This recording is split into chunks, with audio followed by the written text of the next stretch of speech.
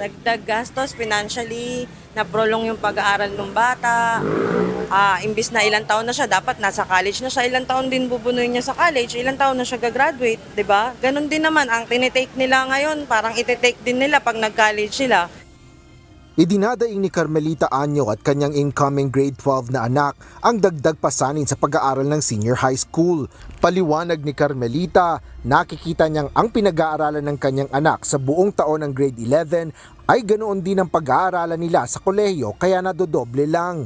Hindi pa rin naman anya makapagtatrabaho ang kanyang anak kapag natapos sa K-12 program kahit pa ito ang talagang layunin ng karagdagang 2 taon sa dating basic education system.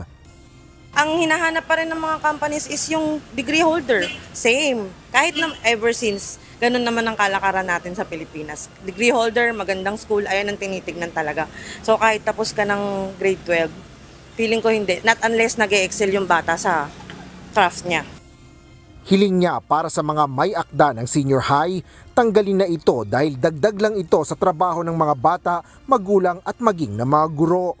Batay sa Republic Act 10533 o ang Enhanced Basic Education Act of 2013, mandatory o obligado ang pagkuha ng senior high school level na nakapaloob sa K-12 program.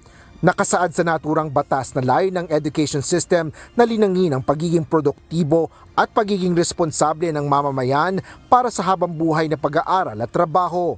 Ito ay sa pamamagitan ng pagbibigay sa bawat mag-aaral ng oportunidad na makatanggap ng kalidad na edukasyon na globally competitive batay sa isang curriculum na kapareha sa international standards. Ngunit ayon kay Senador Sherwin Gatchalian, hindi pa naabot ng programa ang layunin nito. Ayon sa Senador, ang pagpapasimple ng general education subjects sa K-12 program at karagdagang taon sa high school ay dapat mapaikli ng college education. Panahon na anya para tuparin ang pangakong bawasan ng taon sa kolehiyo. Ayon naman kay Senate President Pro Tempore Jinggoy Estrada, sa loob ng 12 taon mula nang maisabatas ito ay hindi pa rin ganap na nakakamit ang layuning ito. Bunsod nito, inihain ng mambabatas ang Senate Bill No. 3001 na layong tanggalin na ang senior high school level sa K-12 program. Paliwanag ng senador, ang panukalang ito ay isang praktikal na hakbang upang ayusin ang ating sistema ng edukasyon. Ito ay upang maging episyente, mas mahusay sa paggamit ng pondo at para mas makabuluhan para sa mga mag-aaral. Ayon kay Senador Jinggoy Estrada, hindi pwedeng hayaan na patuloy na maging pasanin ng mga estudyante at mga magulang ang dagdag na oras at gastos para sa senior high school. Naglabas naman ng pahayag si Secretary Sani Angara kaugnay ng issue. Ayon sa kalihim, hindi maganda ang naging implementasyon ng programa nitong nakaraang dekada kung saan maraming subjects at nakahon ang mga bata dahil hindi nakakapili ang mga ito ng subjects.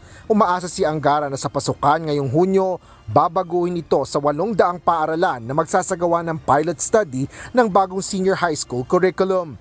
Ngunit dahil sa mga issue, ang desisyon anya kung ipagpapatuloy ang senior high school o hindi ay Kongreso lamang ang makapagsasabi at makapagpapasya. Asher Cadapan Jr., UNTV News and Rescue.